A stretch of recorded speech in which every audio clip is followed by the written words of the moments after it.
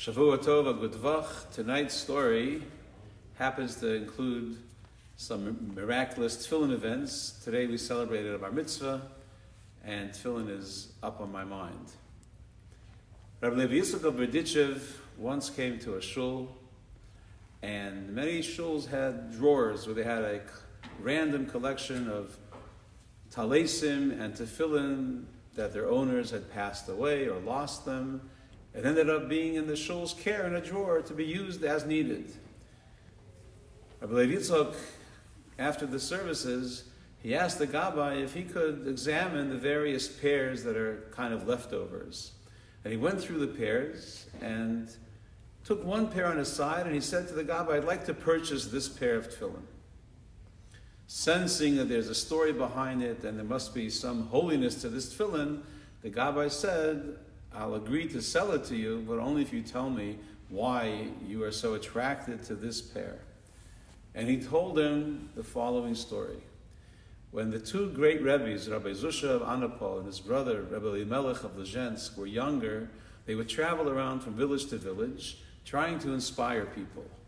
Not by yelling at them, not by criticizing them, but when they would see something was missing in the community, they would talk to each other as if they were the ones guilty, as if they had the shortcoming, and people would hear, wow, these two rabbis are saying that this is a problem.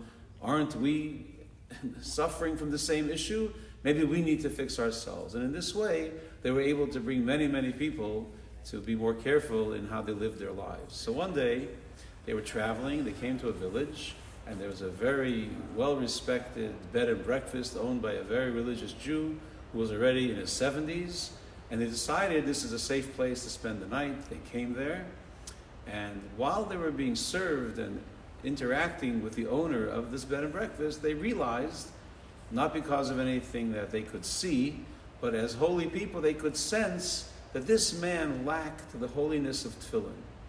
And it was very surprising because he was frum, and he wore tefillin every day, so why was he lacking the holiness that tefillin should give to him? There's only two explanations. Either he doesn't wear tefillin or his tefillin are not kosher. He obviously wore them, so that must be the problem. So they began talking to each other. So Elimelech asks his brother, Reb Zusha, "Tell me, Reb Zusha, when's the last time you checked your tefillin?" And he said, "I don't know, probably not since my bar mitzvah." So he began to let him have it. "What do you mean? It says in the Code of Jewish Law, twice every 7 years, you have to check your tefillin. God-fearing people check every year. How could it be that so much time went by, you never bothered checking your tefillin? Who knows what's going on with the scrolls and with the everything?" The owner of the bed and breakfast, when he overheard this conversation, he came over and said, "You know what? Now that I think of it, I've never had my tefillin checked either since the day I turned bar mitzvah over 57 years ago." So Rabbi Elimelech said, "Why don't you bring your tefillin over here? I think I'm qualified to check your tefillin." So he brought the tefillin, and he took out some tools to open up the tefillin. And when he opened up the tefillin, instead of the head tefillin, instead of finding 4 nice scrolls inserted into those 4 slots, there were 4 pieces of wood that were still there when the tefillin were being made and shaped, and that had been placed in there to hold the shape. When the owner of the bed and breakfast saw 4 pieces of wood come out of his tefillin, the realization that he had never had scrolls and that he had never in his life put on tefillin, all these years the tefillin were never kosher, he just fainted away on the spot. When they finally revived him, he was so saddened and upset by the thought that he had never worn tefillin, and what should he do? Rabbi Elimelech said to his brother Reb Zusha, "Go to the mikveh, prepare yourself, purify yourself, and write scrolls that will be holy enough to make up for all the missing 57 plus years that this man has not had tefillin." Reb Zusha spent the night writing new scrolls for this man, inserted them, closed them back up, and with tremendous joy the man put on tefillin that next morning and for the rest of the week. Shortly afterwards, he passed away. And his tefillin ended up being given to the shul with no one aware of its background.